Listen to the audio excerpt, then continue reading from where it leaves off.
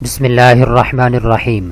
دوستو اس ویڈیو کے اندر ہم بات کرنے جا رہے ہیں لائف انشورنس یا بیمہ پالیسی کے بارے میں، جو موجودہ پاکستان کے اندر اور پوری دنیا کے اندر لائف انشورنس یا بیمہ پالیسی کا ایک سسٹم موجود ہے۔ اسلام اس کی بالکل بھی اجازت نہیں دیتا، اسلام اس کے مخالف ہے، اس کے اوپر بہت سے اعتراضات موجود ہے۔ اسلام جس بیمہ پالیسی کا، جس لائف انشورنس کا اجازت دیتا ہے، اس کے بارے میں اس ویڈیو کے اندر میں آپ کو ڈیٹیل کے ساتھ بتانے والا ہوں۔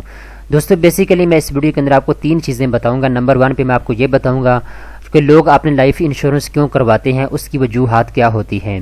نمبر 2 پہ میں آپ کو بتاؤں گا اس ویڈیو کے اندر کہ موجودہ پاکستان کے اندر اور خاص کر پوری دنیا کے اندر جو لائف انشورنس کا ایک سسٹم موجود ہے، یہ کیسے کام کرتا ہے اور اس کے اوپر اسلام کو اعتراضات کیا ہیں۔ نمبر 3 پہ دوستوں میں آپ کو یہ بتاؤں گا کہ اسلام کو جو لائف انشورنس کا ایک سسٹم موجود ہے وہ کیا ہے، اس کا نام کیا ہے، وہ کیسے کام کرتا ہے اور آپ اس سے کیسے فائدہ اٹھا سکتے ہیں۔ تینوں چیزیں سٹیپ بائی سٹیپ میں آپ کو اس ویڈیو کے اندر بتاؤں گا۔ تو دوستو بڑھتے ہیں اپنی ویڈیو کے پہلے سبمٹ کی طرف۔ میں آپ کو بتاتا ہوں کہ لوگ اپنے لائف انشورنس کیوں کرواتے ہیں۔ دوستو جس محلے کے اندر ہم رہتے ہیں، جس شہر کے اندر ہم رہتے ہیں، جس سوسائٹی معاشرے کے اندر ہم رہتے ہیں، ہمارے اوپر اللہ تعالیٰ کی طرف سے کوئی نہ کوئی مصیبت اچانک آن پڑتی ہے۔ کسی بندے کا ایکسیڈنٹ ہو جاتا ہے اچانک، کسی بندے کی فصل تباہ ہو جاتی ہے، کسی بندے کا کاروبار اچانک تباہ ہو جاتا ہے، کوئی نہ کوئی نیچرل اس کے اوپر ڈیزاسٹر آن پڑتا ہے، اس کے اوپر مصیبت آن پڑتی ہے۔ تو اچانک بندے کو اپنے قدموں کے اوپر کھڑا ہونے کے لیے پیسوں کی ضرورت پڑتی ہے۔ تو دوستو لوگ کیا کرتے ہیں، اپنی لائف انشورنس کروا لیتے ہیں۔ مثال کے طور پہ ایک بندہ ہے، اس نے اپنی ہیلتھ کی انشورنس کروا رکھی ہے، ٹھیک ہے دوستو، 1 مہینے کے لیے۔ 1 مہینے کے اندر اگر اس بندے کا کوئی ایکسیڈنٹ ہو جاتا ہے، جس کمپنی نے اس کی ہیلتھ انشورنس کی ہوئی ہے، وہ فوری طور پہ کمپنی اس بندے کا علاج معالجہ کروائے گی۔ جتنے پیسے اس بندے کے اوپر لگیں گے وہ کمپنی اس بندے کے اوپر لگائے گی، اس کا علاج معالجہ مکمل طور پہ کروائے گی، ٹھیک ہے دوستو۔ ان مصیبتوں سے بچنے کے لیے لوگ جو ہیں اپنی لائف انشورنس کروا لیتے ہیں، اپنی ہیلتھ انشورنس کروا لیتے ہیں، اپنی ایجوکیشن انشورنس کروا لیتے ہیں، ٹھیک ہے دوستو۔ اب یہ تو چیز آپ کو پتہ چل گئی۔ اب دوستو میں آپ کو یہ بھی بتاتا چلوں، یہ جو انشورنس لوگ کرواتے ہیں، بیمہ پالیسی کرواتے ہیں، اس کی مختلف ٹائپس ہوتی ہیں۔ کچھ لوگ ایسے ہیں وہ اپنی ہیلتھ انشورنس کروا لیتے ہیں، کچھ لوگ ایسے ہیں جو اپنی ٹریول انشورنس کروا لیتے ہیں، کچھ بندے ایسے ہیں وہ اپنے زراعت کی انشورنس کروا لیتے ہیں، کچھ بندے ایسے ہیں جو کہ اپنے کاروبار کی انشورنس کروا لیتے ہیں، ٹھیک ہے دوستو۔ اب میں آپ کو بتاتا ہوں کہ دنیا کے اندر بیمہ پالیسی کا یا پھر انشورنس کا ایک سسٹم موجود ہے، وہ کیسے کام کرتا ہے اور اس کے اوپر اسلام کو اعتراضات کیا ہیں۔ میں آپ کو ایک مثال دیتا ہوں، آپ کو یہ مثال سمجھ آ گئی تو آپ کو موجودہ جو سسٹم ہمارے معاشرے کے اندر انشورنس کا موجود ہے یہ آپ کو سمجھ آ جائے گا۔ دوسرے ایک میں آپ کو مثال دیتا ہوں، ایک بندہ ہے جو کہ فصل کا کاروبار کرتا ہے، زراعت کا کاروبار کرتا ہے۔ وہ 10 مہینے کے لیے ایک کمپنی سے اپنی انشورنس کروا لیتا ہے زراعت کی، ٹھیک ہے۔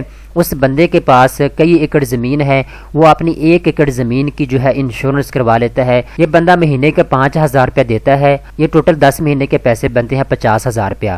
اگر 10 مہینوں کے اندر اندر اس کی فصل تباہ ہو جاتی ہے، سیلاب آ جاتا ہے، آگ لگ جاتی ہے، کسی قسم کا کوئی نقصان ہوتا ہے اس کی فصل کو، تو کمپنی کے ساتھ اس کا معاہدہ ہے کہ کمپنی اس کو 5 کروڑ روپیہ دے گی 10 مہینوں کے اندر اندر اگر اس کا نقصان ہو جاتا ہے فصل کا، ٹھیک ہے دوستو۔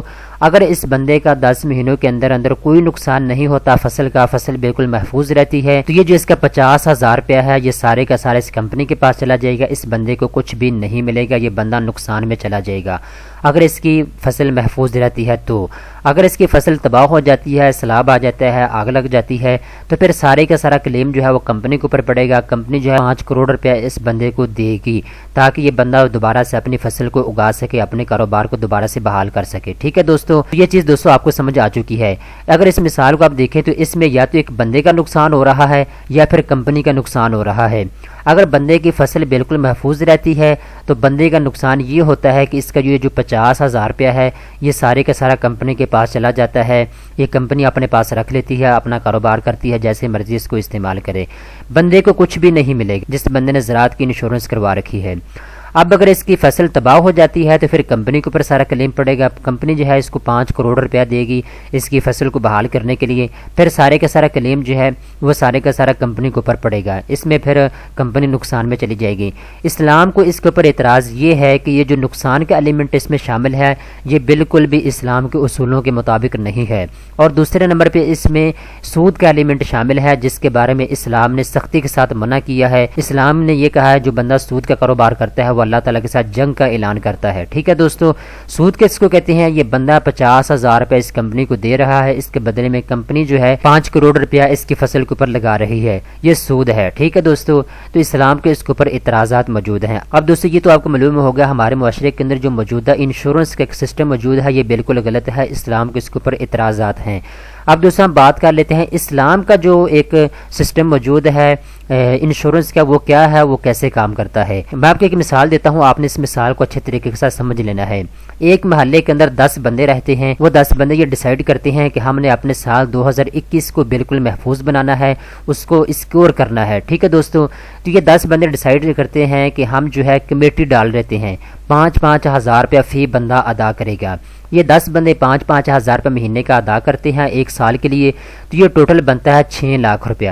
ٹھیک ہے دوستو، یہ 6 لاکھ روپے ایک بندے کے پاس جمع ہو جاتا ہے، جو کہ ان کی رضامندی کے ساتھ اس بندے کے پاس 6 لاکھ روپیہ 12 مہینوں کا جمع ہو جاتا ہے۔ ٹھیک ہے دوستو، یہ سارے لوگ جو ہے 5-5 ہزار روپے مہینے کا دے رہے ہیں، 12 مہینوں کا یہ 6 لاکھ روپیہ بنتا ہے، یہ اس کے پاس جمع ہوتا جائے گا ماہانہ قسط کے ساتھ۔ ٹھیک ہے دوستو، اب یہ بندہ لیڈر ہے، اس کو ان تمام لوگوں کی مرضی کے ساتھ اختیار حاصل ہے۔ یہ جو پیسے اس کے پاس جمع ہو رہے ہیں، یہ بندہ ان پیسوں کو 2 طریقوں کے ساتھ استعمال کرے گا، 2 طریقوں کے ساتھ اس پیسے کو جمع کرے گا۔ نمبر 1، یہ جو 80% اس کے پاس اماؤنٹ جمع ہو رہی ہے، اس کے ساتھ یہ بندہ کاروبار کرے گا۔ میں نے کتنی رقم بولی ہے؟ 80%۔ 80% جو رقم ہے اس کے ساتھ یہ بندہ کیا کرے گا؟ اپنا کاروبار کرے گا۔ ٹھیک ہے دوستو، میں یہاں پہ لکھ دیتا ہوں آپ کی آسانی کے لیے۔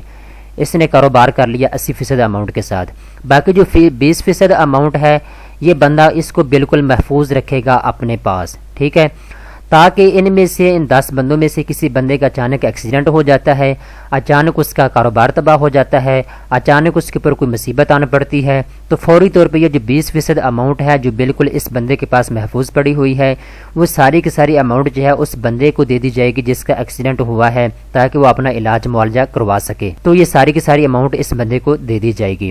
اگر ان میں سے کسی بندے کا کوئی ایکسیڈنٹ نہیں ہوا، 10 کے 10 بندے 2021 میں بالکل محفوظ رہتے ہیں، تو یہ جو 20% اماؤنٹ ہے وہ ان کے درمیان میں تقسیم ہو جائے گی، ان سب بندوں کے درمیان میں تقسیم ہو جائے گی۔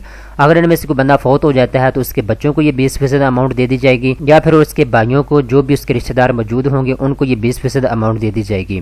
اب دوستو بات آ جاتی ہے یہ جو 80% اماؤنٹ ہے جس کے ساتھ یہ بندہ اپنا کاروبار کر رہا تھا، یہ بندہ کیا کرے گا؟ جتنا بھی اس نے منافع کمایا ہے اس 80% پیسوں کو استعمال کرتے ہیں، وہ سارے کا سارا یہاں پہ لکھ لے گا کہ اس نے کتنے لاکھ روپے کما لیے ہیں۔ ٹھیک ہے، یہ بندہ یہاں پہ کیا کرے گا؟ لکھ لے گا۔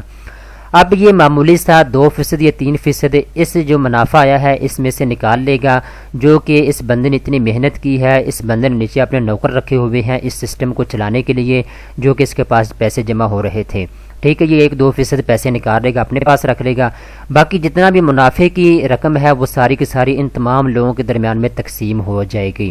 ٹھیک ہے دوستو، اس میں کسی کا کوئی نقصان نہیں ہو رہا۔ یہ جو 20% اماؤنٹ ہے، اگر ان میں سے کوئی بندہ بیمار ہو جاتا ہے، ان میں سے کسی بندے کا ایکسیڈنٹ ہو جاتا ہے تو اس کے اوپر لگا دی جائے گی۔ اگر سارے کے سارے محفوظ رہتے ہیں تو ان کے درمیان یہ 20% اماؤنٹ تقسیم ہو جائے گی۔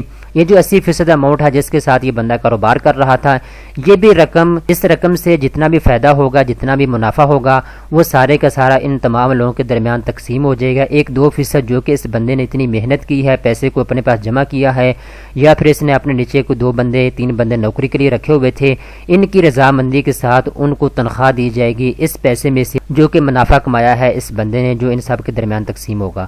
ٹھیک ہے دوستو، امید کرتا ہوں کہ آپ کو تینوں چیزیں سمجھ آ چکی ہیں، لوگ اپنے انشورنس کیوں کرواتے ہیں، جو موجودہ ہمارے معاشرے کے اندر انشورنس کا ایک سسٹم موجود ہے، اسلام کے اس کے اوپر اعتراضات کیا ہیں، اور اسلام کا جو تکافل کا سسٹم ہے وہ کیا ہے، کیسے کام کرتا ہے، اس کے بارے میں نے آپ کو ڈیٹیل کے ساتھ سمجھا دیا ہے۔ دوستو امید کرتا ہوں یہ ویڈیو آپ کو پسند آئی ہوگی، اس طرح کی مزید اچھی ویڈیو دیکھنے کے لیے چینل کو سبسکرائب کر لیں۔